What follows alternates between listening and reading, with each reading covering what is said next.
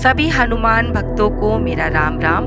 दोस्तों, पिछले बार मैंने आपको हनुमान चालीसा से जुड़ी हुई एक बहुत ही सुंदर घटना सुनाई थी और आपसे वादा किया था कि आपको हनुमान चालीसा को पढ़ने का मैं सही तरीका बताऊंगी, उसको सिद्ध करने का सही तरीका आपको बताऊंगी। तो मैंने संत महाराज जी के वीडियो में जो भी सुना, जो भी मैंने महसूस किया, उसी के अनुसार इस वीडियो को बना रही हूँ। दोस्तों, उन्होंने बड़े ही सुंदर भाव से कहा कि जो ये पढ़े हनुमान चालीसा होए सिद्धि साखी गौरीसा। अर्थात हनुमान चालीसा को कोई भी पढ़ सकता है और हमारे सनातन धर्म को मानने वाले जितने भी लोग हैं, वो चाहे बच्चे हों या बूढ़े हों या जवान हों, उनके लिए सबसे सुगम, सबसे सरल और बहुत जल्दी सिद्धि प्रदान करने वाली पाठ है श्री हनुमान चालीसा। और इसमें पढ़ने के विशेष कोई नियम नहीं होते हैं। देखिए, अनुष्ठान के विशेष नियम होते हैं, वो मैं आपके साथ शेयर करूंगी। और एक बहुत ही सरल नियम है इसको पढ़ने का कि देखिए दोस्तों, सबसे पहले तो आपका मन पवित्र होना चाहिए। पवित्र मन से किया गया पाठ आपको फलदायी होता है। आपने वाल्मीकि जी की अगर कथा सुनी है तो उन्होंने केवल मरा मरा शब्द जपा था, उन्हें राम राम बताया गया था, लेकिन वो डाकू थे, उनकी प्रवृत्ति जैसी थी, उस हिसाब से उन्होंने मरा कहना स्टार्ट कर दिया था। लेकिन देखिए क्या हुआ, मरा जपने पे भी उन्हें राम नाम की जो महिमा होती है उसके अनुसार उन्हें फल की प्राप्ति हुई। तो हनुमान चालीसा में भी यही है कि जैसा उसमें दिया गया है कि इसे कोई भी पढ़ सकता है। दिया है साफ साफ कि जो ये पढ़े हनुमान चालीसा होए सिद्धि साखी गौरीसा। संत महाराज जी ने कहा कि जो भी इस ग्रंथ को पढ़ेगा उसे सिद्धि की प्राप्ति जरूर होगी। उन्होंने बताया कि एक बार एक माई ने मुझसे पूछा कि क्या मैं हनुमान चालीसा का पाठ कर सकती हूँ। तो उन्होंने कहा, मैया मुझसे क्यों पूछती हो, इसका जवाब तो स्वयं पढ़ने की शर्त में रखा गया है। उसमें लिखा है कि जो ये पढ़े हनुमान चालीसा, को ये पढ़े हनुमान चालीसा नहीं लिखा है। अर्थात इसे गृहस्थ भी पढ़ सकते हैं, इसे महिलाएं भी पढ़ सकती हैं, इसे पुरुष भी पढ़ सकते हैं, इसे बच्चे भी पढ़ सकते हैं। हाँ, महिलाओं के लिए जब मासिक चक्र होता है तो उनके लिए हनुमान चालीसा पढ़ना वर्जित होता है। पढ़ने की शर्त को लेकर उन्होंने ये बताया कि मन लगाकर पढ़ो, सवेरे पढ़ो उससे कोई फर्क नहीं पड़ता, आसन लगाकर पढ़ो उससे भी कोई फर्क नहीं पड़ता, पूरब की तरफ पढ़ो, दक्षिण की तरफ पढ़ो, कैसे भी पढ़ो। ऐसा कुछ भी हनुमान चालीसा में नियम नहीं है। उसमें साफ साफ लिखा है कि जो ये पढ़े हनुमान चालीसा, और उसे तुलसीदास महाराज ने स्वयं अपने वचनों से वध किया है। उन्होंने एक पंक्ति में कहा है कि जो ये पढ़े हनुमान चालीसा होए सिद्धि साखी गौरीसा। अर्थात जो भी हनुमान चालीसा का पाठ करेगा उसे गौरी के पति स्वयं महादेव सिद्ध करेंगे। और ऐसा वचन होने पर स्वयं शंकर भगवान उस व्यक्ति की मदद करते हैं जो हनुमान चालीसा का नित्य पाठ करता है। विश्वास नहीं होता है आपको, इस पर विश्वास करिए। देखिए दोस्तों, इसको पढ़ने के कोई नियम भी उन्होंने नहीं बताए हैं। अगर आप पूरी हनुमान चालीसा पढ़ेंगे तो केवल इसमें हनुमान चालीसा के गुणों को बताया गया है, हनुमान जी के गुणों को बताया गया है, लेकिन नियम उन्होंने नहीं बताया। भगवान की सबसे प्रिय हनुमान चालीसा होती है। तो मैं आपको बताने जा रही हूँ कि आपको कैसे इसके अनुष्ठान को करना है।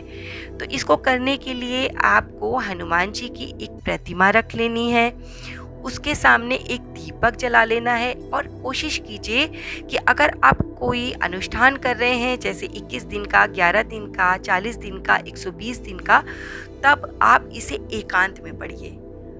स्थान पवित्र होना चाहिए, आसपास शोर नहीं होना चाहिए, और एक दीपक जला लीजिए। भगवान को भोग लगाना नहीं भूलिए, ऐसा उन्होंने कहा है कि भोग अवश्य लगाइए। और भोग भी क्या होना चाहिए, सात्विक होना चाहिए। सात्विक में जैसे आप लड्डू लगा सकते हैं, हलवा बना लीजिए, घर में खीर बना लीजिए, कोई फल रख दीजिए, नहीं कुछ आपके पास है तो गुड़ रख दीजिए, चना रख दीजिए, मिश्री रख दीजिए, लेकिन भोग ज़रूर लगाइए, दीपक ज़रूर जलाइए।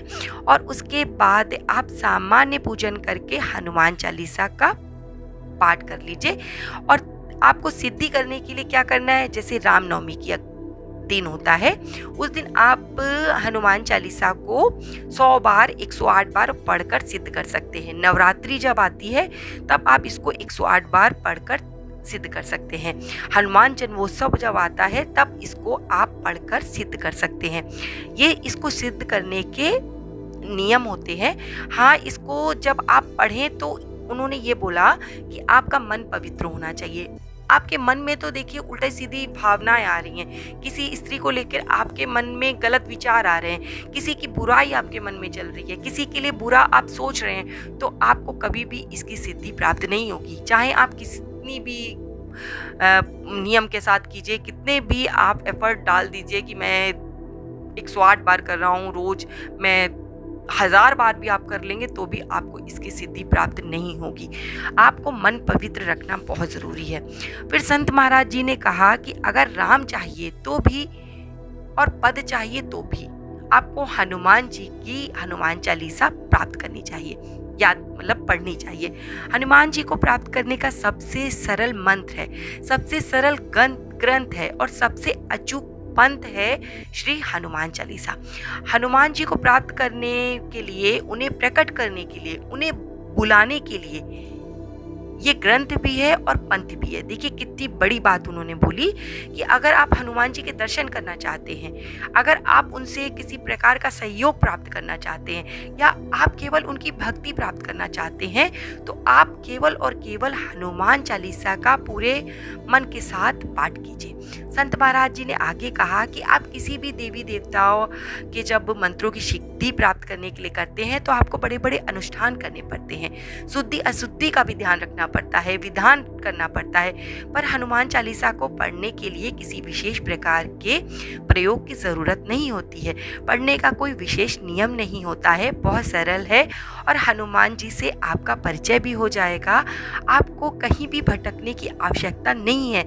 अगर आप एक बार हनुमान जी की चालीसा का पाठ शुरू कर देते हैं तो आप किसी भी देवी देवता की कृपा प्राप्त करना चाहें तो वो आपको हनुमान जी की कृपा से स्वयं प्राप्त हो जाएगी। ऐसा उन्होंने अपने सत्संग में बताया। और एक बात उन्होंने और कहा कि हनुमान चालीसा में एक बहुत ही सुंदर पंक्ति है कि दुर्गम काज जगत के चेते सुगम अनुग्रह तुमरे देते, यानी कि जिस कार्य को दोस्तों कोई नहीं कर सकता उसे स्वयं हनुमान जी कर सकते हैं। जो कार्य आपके लिए बहुत दुर्गम है, आपसे नहीं हो पा रहा है, तो आप हनुमान जी की चालीसा का पाठ शुरू कर दीजिए।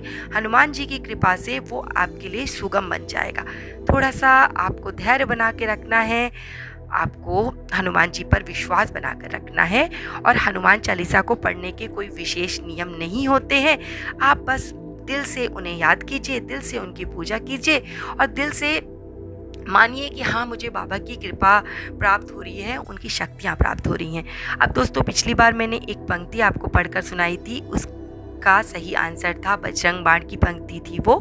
मैंने जो लोगों के नाम सिलेक्ट किए हैं उसमें से हैं सबसे पहले गौरव गुप्ता जी, हितेश सोजी रत्रा जी, सुनील कुमार यादव जी, देविका जी और दीक्षा नान सोकर जी। देखिए दोस्तों क्या होता है, सरनेम ऐसे होते हैं कि मुझे भूलने में बहुत दिक्कत होती है, तो मैंने सोचा कि केवल नाम आपके साथ शेयर कर देती हूँ, क्योंकि पता नहीं कहाँ से लोग कितनी दूर दूर से कमेंट करते हैं और उनके सबके सरनेम भी बहुत अलग होते हैं। मुझे ऐसा लगता है कि कहीं मैं बोलने में कोई गलती ना कर जाऊं। अगर कोई गलती की हो तो अपनी इस बहन को माफ़ कर दीजिएगा। और मैं बाबा से प्रार्थना करती हूं कि बाबा मेरे जो भी आपकी सच्चे दिल से प्रार्थना करे, जो भी आपको सच्चे दिल से याद करे, जो भी आपकी सच्चे दिल से हनुमान चालीसा का पाठ करे, आप उस पर अपनी कृपा दृष्टि बना के रखिए, उसके परिवार की रक्षा कीजिए, उसके बच्चों पे अपनी कृपा दृष्टि बना के रखिए और उसे सद्मार्ग पर लगाइए। और इसी के साथ आज का वीडियो यहीं समाप्त करती हूँ। जय श्री राम, जय बाबा की।